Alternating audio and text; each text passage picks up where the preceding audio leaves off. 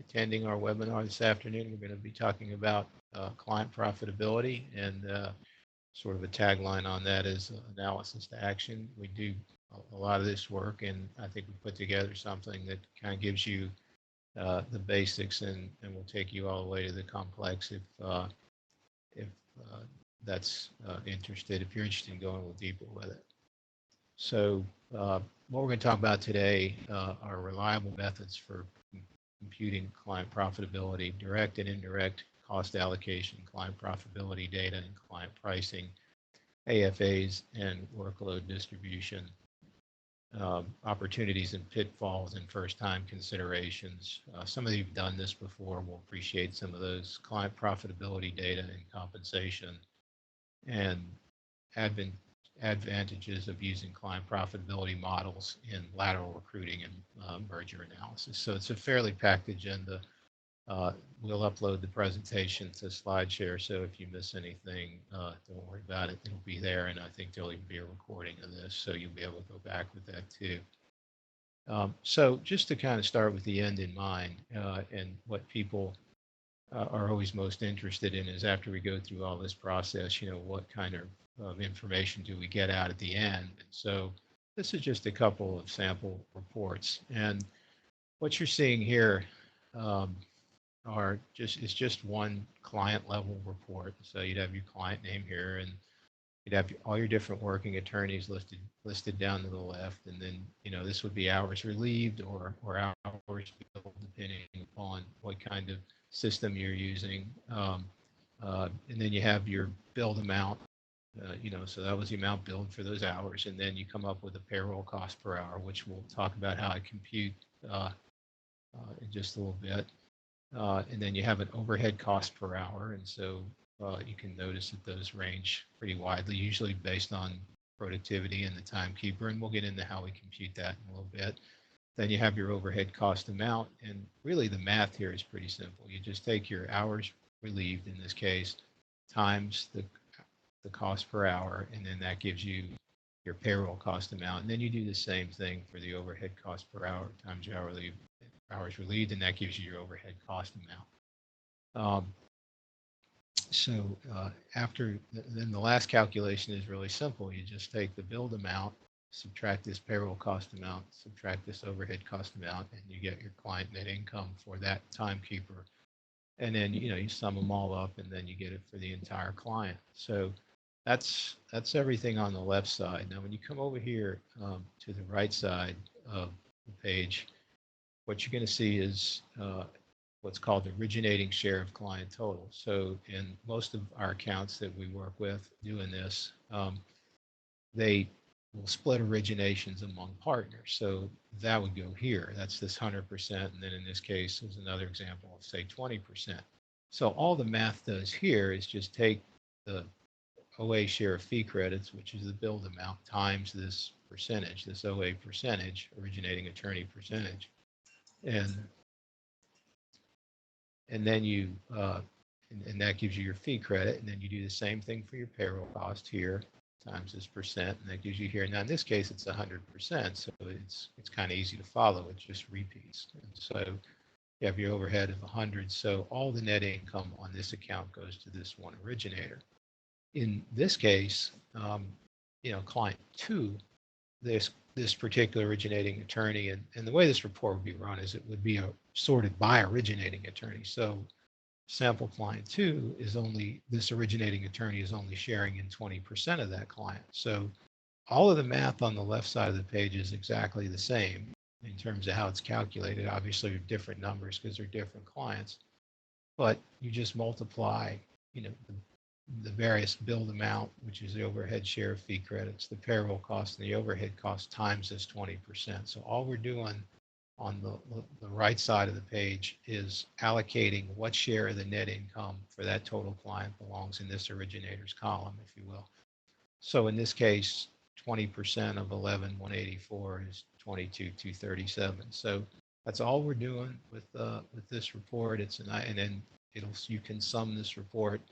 You can sort this report by client. You can sort it by originator. It's really not it's really not that difficult once you get the data loaded. Then you have, timekeeper net income report, which is very similar to what we just looked at. But what this one shows you, and what I like about this one, is this will take a particular timekeeper. So this one's sorted by timekeeper. So this is all XXX if that were your working attorney's initials. And these would be all the clients that attorney or timekeeper worked on. So you could literally go down and look at how profitable each this working attorney was on each client. So you'll see in this scenario, you've got a lot of negatives here. So when you have a lot of negatives in the net income column, after you run the math the same way as you did on the last report, you don't allocate it to an originator, but you just run it out by timekeeper. You're seeing that this is a timekeeper that the firm isn't making any money on. Matter of fact, it's losing money on. So you would look at it and you would see, well, is it because the payroll cost is too high? So something fluky happened here, a 2,000 hour dollar payroll cost. And so you might have a mistake in there. And so this helps you to drill down into I'm sorry, not 2,000 an hour, $2,000. The payroll cost is 97 an hour and the overhead's 149. Now, I don't know how sensitive you are in your firms, but anybody who's got an overhead cost of 150 an hour is either probably not working enough hours or has a real high overhead rate. And we'll get into that in a little bit. So you just go through and you look at all your various timekeepers, and this way you can focus on those that need improvement, and you can tell whether or not it is just whether or not it has to do with the way a particular working attorney works, it's a quality problem, or whether or not it's maybe a billing attorney that's writing off a lot of that working attorney's time, maybe unfairly, because if they're profitable on all their other accounts, but they're not profitable on a couple of accounts, you're going to want to look at that and see that might not be the working attorney there. It might be the billing attorney, or it might be a client issue. So that's just another report. Then what you would have is, this is a timekeeper profitability report. We like to give these to all of the different timekeepers so they get a feel for, their individual profitability as a timekeeper, not necessarily as on any particular client. But what you would do is you'd give them this list of this would be their clients, okay? And then, this would be the timekeeper, this would be their clients, and then how much they collected. So in this case, this person collected $322,000 over this period. The next thing you would look at on page 2 is what was the secretarial allocation. So for example, employee number 9046 was allocated 50% to this attorney, and employee number 9063 was allocated to 20%. So you would multiply simply their payroll cost times the allocation percent, and that's how you get their direct cost. Now that's going to come into play when we start looking at how you calculate cost per hour and overhead and things like that feed back in the client net income. So this report is handy for attorneys because it gives them a sense of what their direct costs are as well as their overhead. Now this over here is what their allocated general overhead is, and it gives them a breakdown. Unallocated compensation is simply administrative compensation. It's just compensation that the firm pays that is not specifically allocated either as a timekeeper or as a direct secretarial or file clerk allocation. It's just mostly administrative and things like that. Then you'd have office operations, facilities, professional, travel, whatever your chart of accounts has these grouped as is how you would do this. So it can be relatable back to your internal financials. So then all you're doing here is you're saying, look, you had 322,000 in collections, you had 31,000 in overhead, direct overhead for secretarial. You had allocated general overhead of 80,000, which matches this, and that gives you timekeeper profitability before comp of 210, which is simply the subtraction of the 31 and the 80 from the 322. So it's just a simple little income statement. And then you have your fiscal year-to-date comp. So you would say in this case, well, okay, we had timekeeper for profitability before comp and benefits at 210. We have fiscal comp of 259. This could be annual comp. It just depends on how you're running it. This is a fiscal look, meaning we use like a December from 1 year through November, so the reports can go out before the end of the year. However you do it is fine. It doesn't matter as long as it's consistent and it's a full period. So after you do that, you would say, okay, well, this is a timekeeper that's potentially losing this money. But this may be a timekeeper, for example, that is a highly leveraged partner, and so their compensation is for more than timekeeping. So it's just really one part of the story. So that's just something. It's another tool. The last thing is you'd have these where you're able to just, once you have this data pulled together, you can just start running these different reports. So you'd say this one, for example, sorted by billed amount. So you'd have, 2.3 million, they had client net income of 1.1 million. So it was a percent profit of 46.43, percent of total billed, 15%. So you can say, okay, this is a client that's controlling 15% of our billings, and percent of net. This is a client that is responsible for 27% of our net income. So whatever we decide to do with this client, we better be pretty careful with it. So you can use this in a lot of ways. Sometimes the partners use this to beat each other over the head with. But anyway, those are just 4 basic reports that you would run from this kind of data. There are many more, but these are the ones that are most important. So that gets us there. So let's talk about what you need to do this. This is what the data you need from your time and billing system are fees billed by working attorney by client matter. You've got to be able to do that. Now, if you're going to go matter, you obviously need to be able to get the data by matter. We're going to talk about that in a minute. I have both of these kind of things going in firms. I have firms that only want profitability at the client level, and I have other firms that want it at the matter level. And the good news is the time and billing systems are starting to improve to make this process a lot easier. And so it makes us happy because we'd much rather spend time on helping you improve the result than just trying to manage the data. Hours billed by working attorney, by client or matter, you need to be able to get that information. You need origination credit information. AR write-offs, because this system is based on a billed look. It's not based on a collected look, and so you need the write-offs in there. Our approach, anyway, you need the write-offs in there to reconcile it back to cash, because if you don't collect something, you need to take that back. And then fees billed and received by timekeeper. So you're going to need all of that, either by client or by matter, depending upon what look you're after. So it's a little bit of an undertaking, but once you get the reports, and if you favor them and you do all of that kind of stuff, it really cuts it down, and you can really streamline it. You're also going to need some payroll and benefit history for the period. You're going to need secretarial or direct support payroll. And normally the HR person in the firm and the attorneys allocate the secretarial and direct support payroll. And most of the time it's done in percentages. If not, sometimes I have one firm that's kind of OCD with this stuff and they track it by hours. I just, I can do that too. You just convert that to a percent over a full-time year.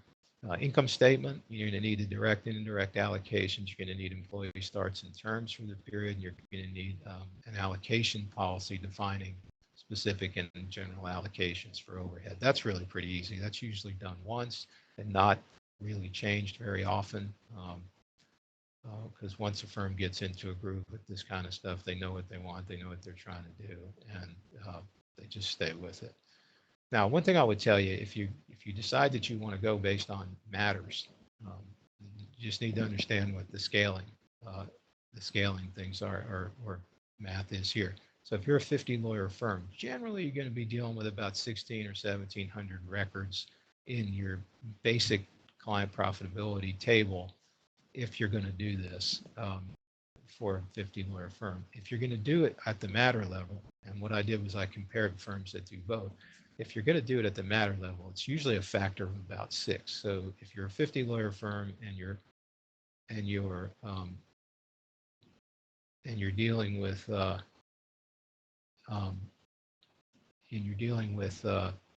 uh, matters, then you're going to need a much bigger database. So what you just have to be careful on this is that normally, as I said, your time and billing system is going to be better.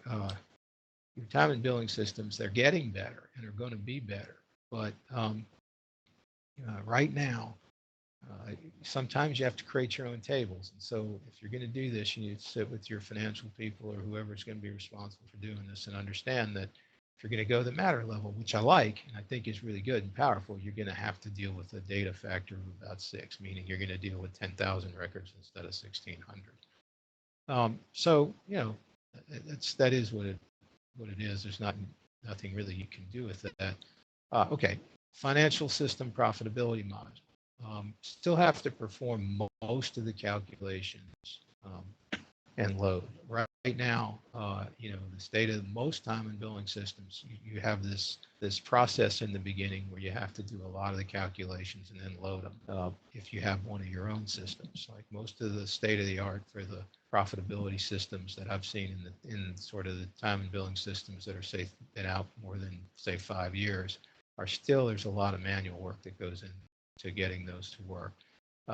You may need enhanced reporting than those systems give you. I always recommend you try an in-house solution first. I mean, why not? If you have it, it's a lot easier to deal with the data directly out of your time and billing database.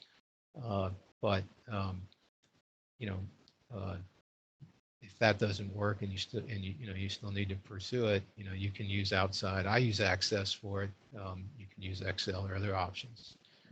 You can use a third-party module. There are companies now that are out there. We don't do this, but there are companies out there that will run this for you on a monthly basis for a monthly fee. And it's more of a software sale.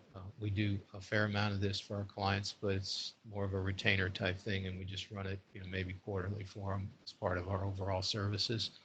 We don't really, like all the software you're seeing today, we don't sell that. That's simply to make our lives easier and to help communicate to our clients. So let's get specific now. What goes into direct costs? Timekeeper salary and benefits. Most of the time, direct costs are timekeeper salary and benefits for sure. There are other ones we're going to talk about in a second, but when you're dealing with the timekeeper costs, you have this conversation a lot about should we use actual billable hours to come up with the hourly rate, or should we use a standard hours divisor?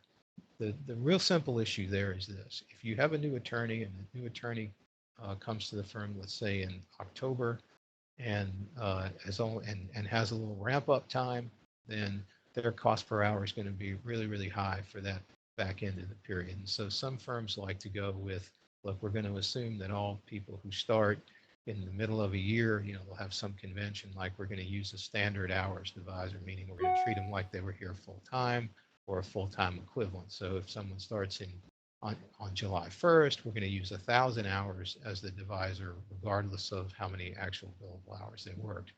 That's just part of the development of the system in your firm. It's pretty easy to do. It's just that, and there are a number of reasons why you might want to use strategic reasons why you might want to use standard costs. Specifically allocated overhead, sometimes also referred to as direct costs. So specifically allocated overhead is really secretarial and clerical support, salaries and benefits. Business development costs are starting to make their way into this. I'm seeing it much more frequently. I'd say half the time now, because they're specifically identifiable and firms are tracking those.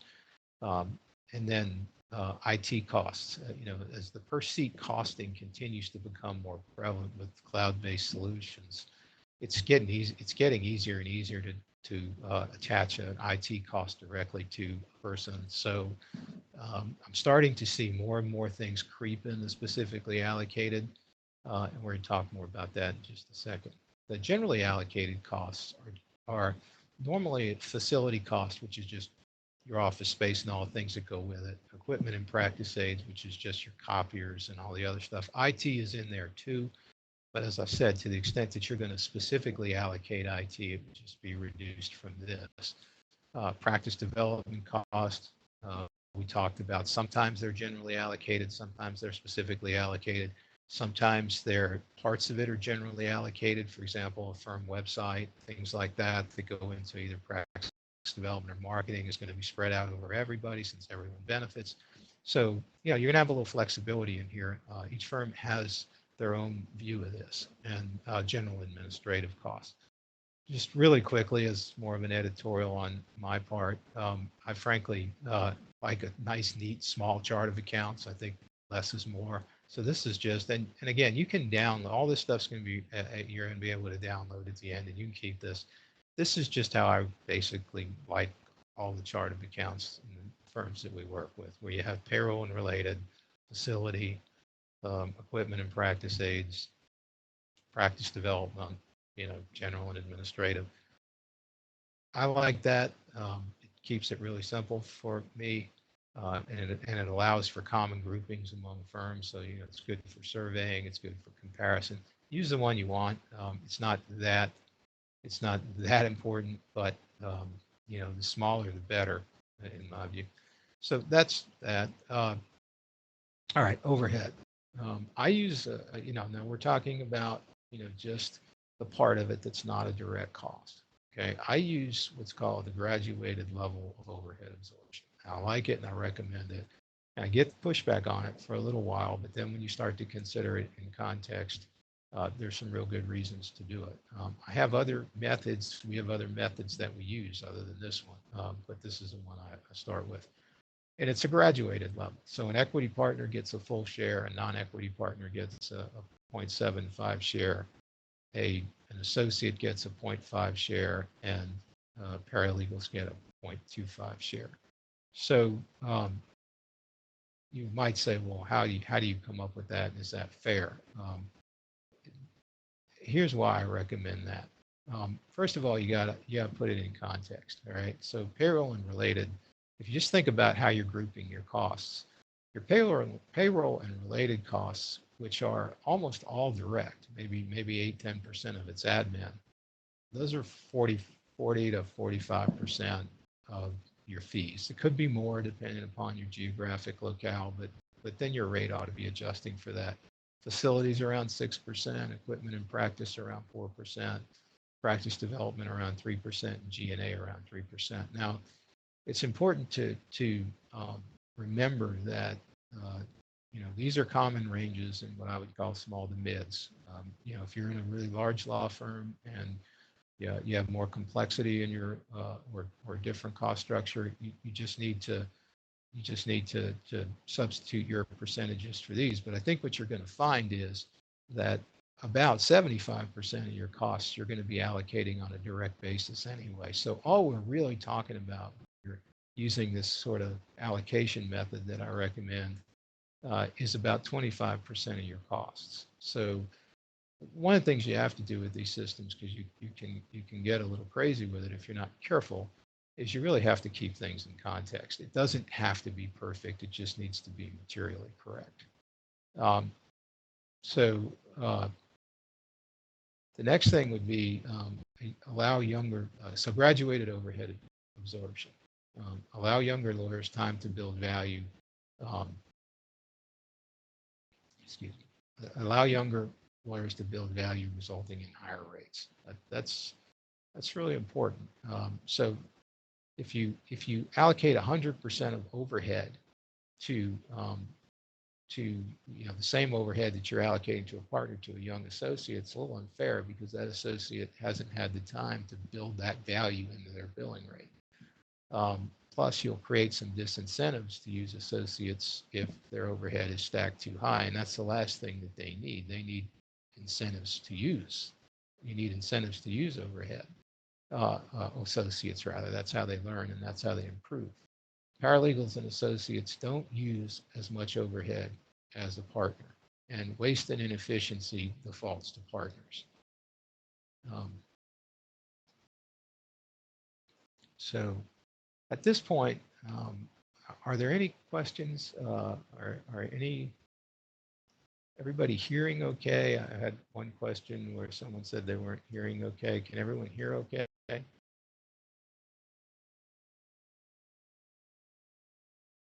Okay. Well, I'm going to go ahead. I'm going to go ahead and keep going. Um, so let's recap. Let's recap our cost allocation. Okay. Total expenses, let's just take a particular one. You'd have total expenses of $9 million. You'd have timekeeper costs, let's say in this example of 4.5 million. You have specifically allocated costs of 1.4 million. So your generally allocated overhead is 3.1 million. Okay, here are a couple. We're going to take a quick pause. I just want to make sure I'm getting a little bit of. I want to check that.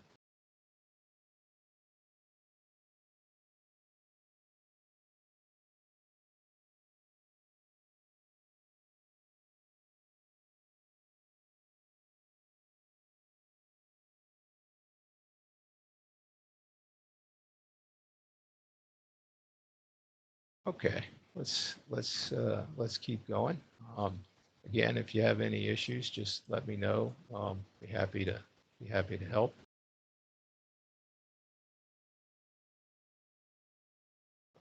So, okay, I'm getting a little bit of a sense from people that it's a little muffled. I'll try to speak up. Sometimes I think you run into some server issues, but let's keep going ahead. If any of you can't hear it all, I apologize for that. We're going to keep working on it. So you have your total expenses less your direct overhead. That gives you your subtotal direct. Then you have your specifically allocated overhead. And then you have general overhead for allocation. So all you're doing is making your subtractions. And then you've got your 3.1 million. So on a total budget of $9 million in cost to allocate, your generally allocated overhead is about 3.1 million. So that just sort of makes my earlier point that you're not really allocating that much. I mean, 3.1 million is a lot of money, but it's stacked next to 9 million. That means you're allocating 6 million of it on a direct basis. So normally you'll get a lot of pushback on that.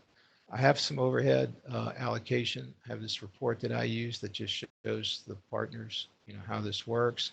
So you'd have 9 million in expenses. This is just a repeat. You've got your 4.5 million in allocations of revenue producers. You've got your specific file clerk and whatever else you're putting in here. Some firms go all the way down to scheduling clerks. It just depends on what you want.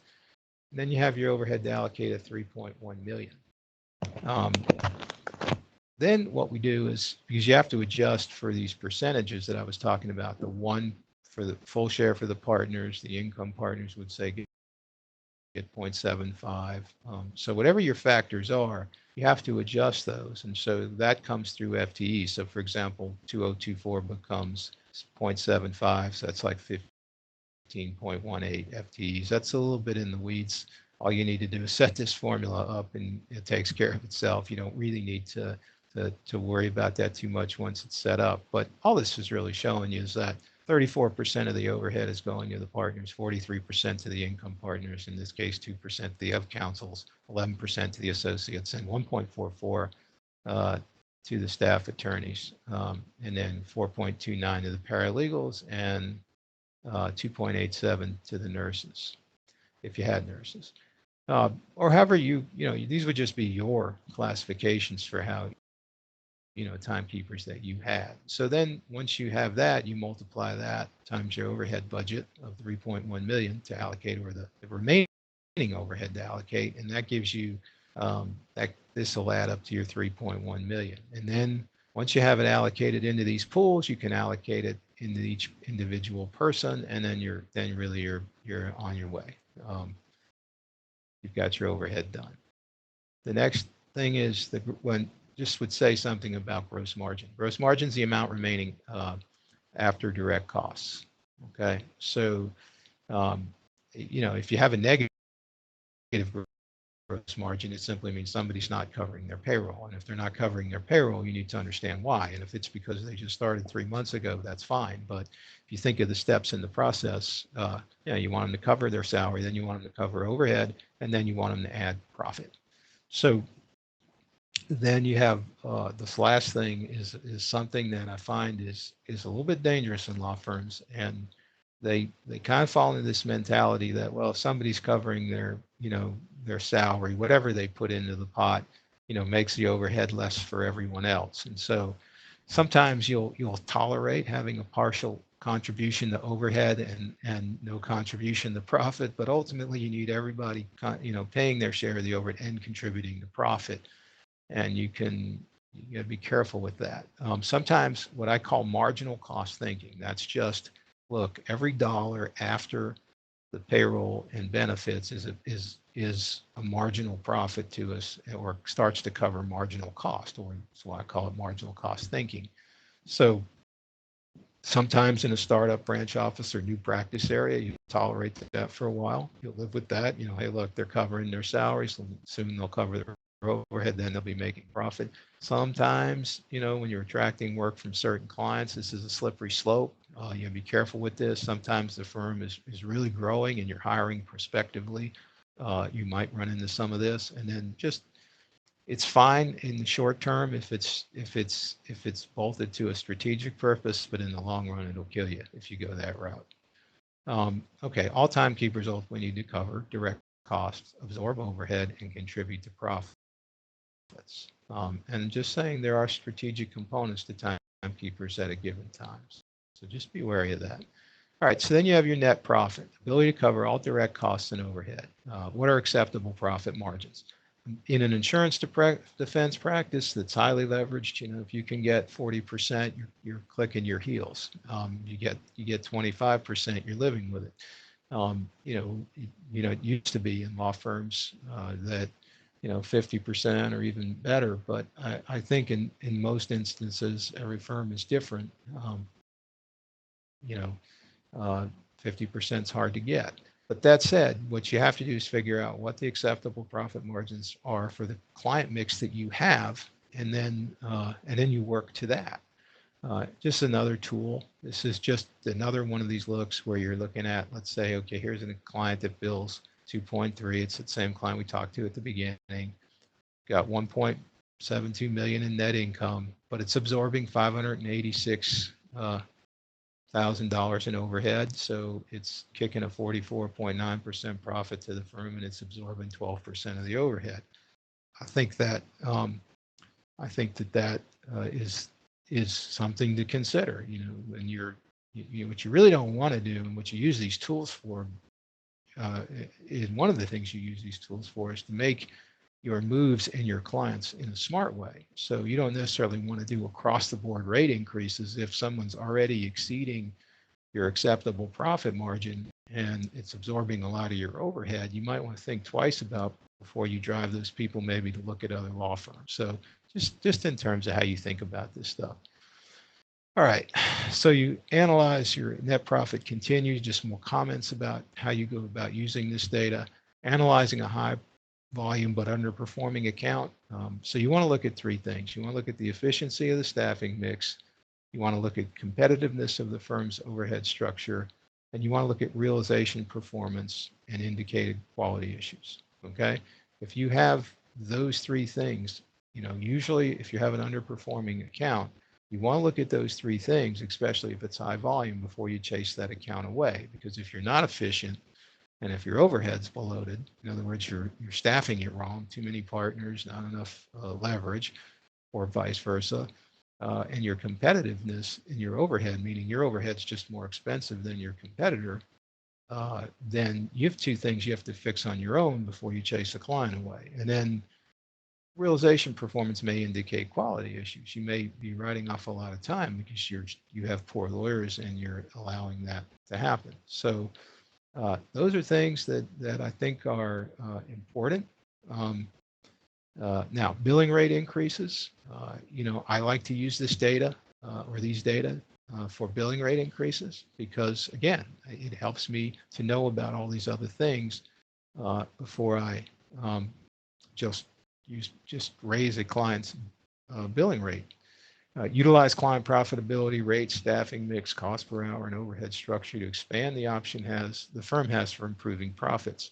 What I'm really after there is just saying, before you look at sort of okay, we either got to cut costs or raise rates, you have to look at all of these other things. And if you can do that, I think you have more of a strategic approach. I don't think singular strategies really work in law firms anymore. And an example of a singular strategy was, look, we're just going to raise all the rates by 5%, and that should cover our increase in costs. I don't think there's a law firm out there anymore that really is getting away with that. If they are, then, they're fortunate. Okay, more uses of client profitability data, obviously, in client pricing. When you download this, there's some links to there's a link here to an article that talks about strategically setting billing rates. It helps you with your client staffing efficiency, with your overhead efficiency, rate increase alternatives, and compensation. Those are the most common things. I will tell you that it is really, really important to make sure you know how profitable your biggest clients are, because those are the clients a lot of times you go to and you try to get a little bit more money out of. And generally, there's, I'm a management consultant. The law firm's not going to try to tell you to increase your profits through raising revenue. But you have to realize sometimes when you do that, you cause a client to start to consider alternatives, and so you could wind up getting more revenue out of that account and start seeing a major drop in assignments, and you wind up winning the battle and you wind up losing the war. So just keep that in mind. When pricing client work, firms, so we'll talk a little bit about pricing. When you're pricing client work, firms should consider a couple of things. Existing position in the client's buying strategy. So you need to know where you fit in that client. If you're their low-cost producer, you're never really going to work your way up to be their number one bet your company firm. So you need to understand, if you're the bet your company firm, you can always kind of go down, and let's say you're at the top end of the client's rate scale and you want to attract more business from the client, but you're going to have to trim your price to do it. Then you're going to maybe jeopardize your position in their buying strategy, meaning you're going to take your prestige down. So you have to pay attention to that, and I think you can use this client profitability data to support those conclusions. Existing and foreseeable market factors. Obviously, you just got to know what's going on in the market. That's pretty commonsensical. And efficiency of client account staffing. Well, that's where you look at your client profitability data and look at the rates compared to the cost for those timekeepers, and the realization and all that information that's in those reports. How efficient your overhead is. Intangibles, fixed cost absorption, training opportunities. I've heard firms where they'll say, look, let's just get rid of this one big account and our price will go up. And then when you start, our profit will go up, and then you start running the math and you realize there's a whole bunch of fixed cost all of a sudden the firm's now going to have to absorb. And so again, you can make these changes in your accounts, and you can manage your firm with the benefit of a lot more data, so that you're not just sort of flying blind here. And then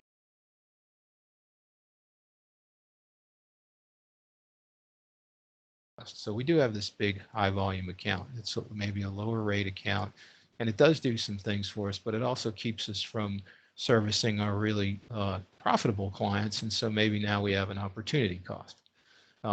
Okay, talk a little bit about alternative pricing. You're hearing a lot about alternative fee agreements and things like that, and only about, just saw a recent survey, and only about 10% of firms are using them. Most of the firms that are using them are below, the highest number of firms that are using them are the 50 and below, which makes a little bit of sense because they're a little more nimble. But what is happening is the trajectory is up. There are more clients using them this year, and more law firms using them this year than last year. And that is true about all the way back to 2011. So that if you were to look at a graph, the trajectory is straight up. And there is a good report out. Just go to LexisNexis and download their Council Link report on, it's out there, and I can send anybody a URL. If you just shoot me a note, I'll send it to you. It tells you really all you need to know about this. And then again, So then you have these alternative pricing approaches. So normally you see either a blended rate, which a lot of firms are already familiar with, price at a fixed point, median, low, high, etc. What data do you need in the analysis? So real quickly, if you just took your client profitability data and you looked at that, you could pull all of this information out of it. So starting from here, okay, so you can look at loaded pay standard or however you want to do it, and you can plug in your billable hours, you can plug in your loaded pay, you know what your overhead is because you just run all of this for your client profitability. So now you know what your hourly cost is for your overhead and your hourly cost is for your salaries. Okay, I should add that, and it's something I should have added in the very beginning, but normally what happens on partner cost, and I get a lot of questions like, well, how does a partner get costed for payroll? A partner's payroll is costed in this analysis by using a standard cost. Some firms use 80, some firms use 90. You can use a number like that. It's just whatever your firm would pay, say, an income partner for timekeeping only. Okay, so if you have a lawyer, if your average lawyer who doesn't have any business, but is say out more than 10 years, is making 175 or 180 or 250, whatever it is, you just divide that by 2,000 hours and come up with a standard cost, because that is what you're going to value your timekeeping at. So you need to put something in there because partners aren't free, and most partners get paid out of the profit at the end of it, but you can't put their entire compensation divided by their billable hours into one of these reports, because partners who are highly leveraged have a lot more going into their compensation for their profits on their leverage than they have for their timekeeping. So that's just something to keep in mind. Again, so it seems like a lot and it seems complicated, but once you have the system built, it goes pretty easy. So here's just some basic data I pulled off because I'm going to do this really quick. So I want to look at some alternative fees and maybe price at the median or something. So I get all my costs here, and this comes right out of my client profitability data, so I don't have to do any work here. I take that, and then I take, let's say, 5 matters, and I pull 5 matters in, and I just put some basic metrics in out of the client profitability for those 5 matters. So I take your hours relieved, billed amount, payroll, overhead, extend all of it out, just like we saw in the client profitability report. But I'm just using the totals. I'm using a matter total. So I take those and then I just compute some basic statistics on those, low, median, and high. And I say to a client, well, look, I'll price these matters. Maybe I'll propose to this client that I'll price these matters at the median. So all this is just showing you, how you would do that. Well, first of all, it's showing you that since you've run this client profitability data, and if you've run it at the matter level, now you have all this data. You can create a simple little spreadsheet to create some basic statistics on how much an average matter costs for a client. Now, what you have to remember is alternative fees are work best, and they're not for everything. They work best in this situation where you have, not a lot of volatility in the matters. If you look, for example, the lowest matter is 38, the highest matter is 47. So, you're looking at that and you're saying, well, that's not, I'm sorry, the lowest matter is 37. 32. You're looking at that saying there's not a lot of volatility in this account. So what happens if I tell the client, look, we'll do these cases at 40,000 a pop? So all you do then is you bring your data over to the first page of the analysis and you just run the numbers based on that. And so you create a simple model and you based on the totals, and you add you do all your math based on that, and then you come out here to what for example, your billing rate is. Here are your current billing rates on these matters, okay? And then you compare that to your break evens. You look at your percent profits. So overall, this percent profit for that for those 5 matters that we talked about on the previous page, you're running about a 33% margin. If I tell that client, look, we'll price at the median, okay, then my profit margin is actually going to trail up a little bit. It's going to be about 35%. Now, if I get unlucky, okay, and I price the, all of the matters run high, then there's a range there, okay?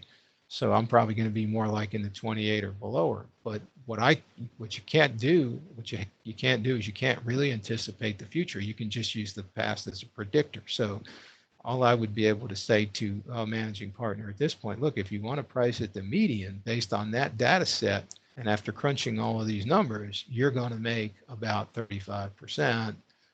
So you should be okay. Now, if all of a sudden, get 5 matters in that come in on the high side because they're more complex, then yeah, you're going to get beaten because you're going to be billing 40. You're going to lose, 7,000 in fees per matter, which is material. So what you would do is probably work into this contract some normal distribution of cases, and then you would say, look, if for any reason, that your distribution of cases changes, and all of a sudden I start getting into, your work gets more complex, and we may have put an adjustment on the fee. There's a million ways to negotiate. I just really wanted to show it to you so that you could get an idea of how you could use this data. Real quick on compensation. So on compensation, this is where really the rubber starts to meet the road. If you put this into compensation, if you use client profitability for compensation, you are going to get a laser beam focus on improving profitability. It's amazing how powerful that becomes.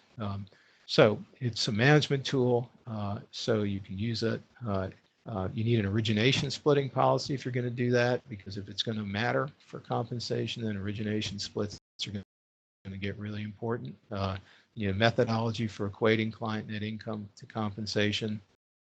You need some mechanics. Those are normally litigated. I say that with a little laugh out loud there because it's a little bit comical sometimes, and what you guys as financial people can bring to bear is some sanity in those conversations, because literally they go at it like a litigation sometimes. But as long as there's a good structure, I haven't had really any problem with it becoming too serious of a problem. And it's a real powerful motivator.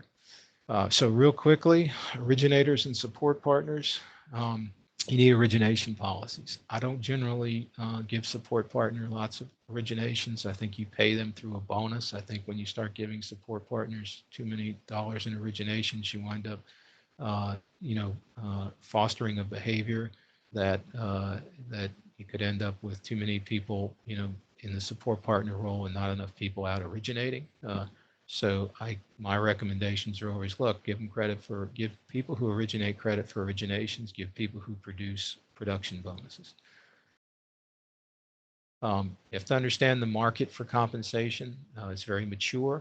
You should run always your compensation results against the market payout.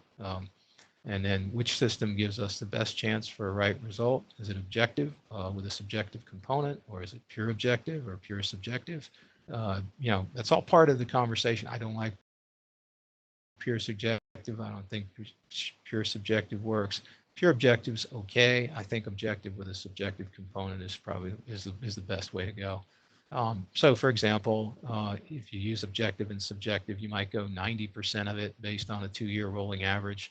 And all you're using a 2-year rolling average for is to smooth out income changes from one year to the next. So if I have a really, really bad year this year and a really, really good year the year before, if I'm using a 2-year rolling average, then I'm able to cushion that sum. I like a 10% subjective component just because I think it needs to be largely objective, and I think 10% is plenty. Now that would be 10% of the profit pool. Managing partner compensation is usually fixed. I just throw 75 out there. It just depends on the size of the firm and how your firm approaches that. But I do think you should pay your managing partner, although most of them really want to do it. So I have firms that just simply say, no, I mean, if you want to be the managing partner, it's more of a service to the firm. So we're not going to pay you. And the model can scale really to any size. So what you run into, obviously, if you want to get started, is you run into a lot of fears and resistance, truth in the numbers. You've got people that run around, big gross billing clients that just want to, run around like, so they're a little afraid sometimes that what these numbers might show is that they're billing a lot, but maybe they're not making a lot of money. Could change compensation, and that's always a fear. And then moving from subjective to objective, if you're doing a lot of subjective in your firm, is always difficult. Data and resources aren't always available. That's a challenge. We talked about all the data you'd need for this. Financial systems a lot of times are not fully implemented, so that's a challenge. And analysis is usually sought in hard times, and when you do this in hard times, it's good and it can help you, but everything else is just on a heightened sense of tension. So it just makes all of this a lot harder. But if you can do it, you're going to get real measurable results that you can feel confident will stand up in the marketplace if you're interpreting correctly. Partner, you're going to retain your productive partners if you're paying them at market. You're going to be able to attract better laterals because you're going to have a more transparent system. And if you're doing mergers, you're going to definitely be more successful because you're going to run those through your client profitability system, and then you're going to be able to determine if this merger is going to be accretive, meaning it's going to add or it's going to reduce your profits.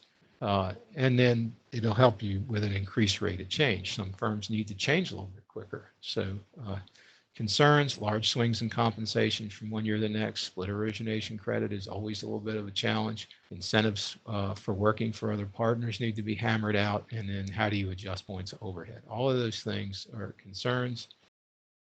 Linking client profitability to compensation is a process that takes time to mature.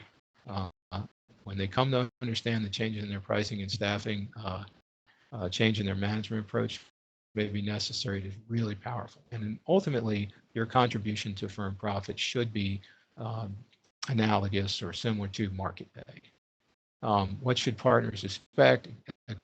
Again, you can just click here.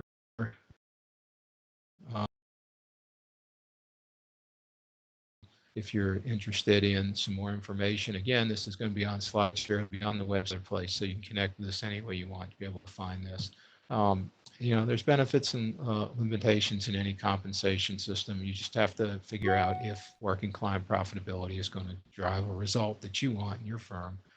Main benefits of compensation based on client profitability really is that it'll stand up in the marketplace. If you're paying somebody at as best as you can pay them given the profitability that they're generating, then you have the security in knowing that it's going to be really hard for another firm to make them a better deal and not lose money on it.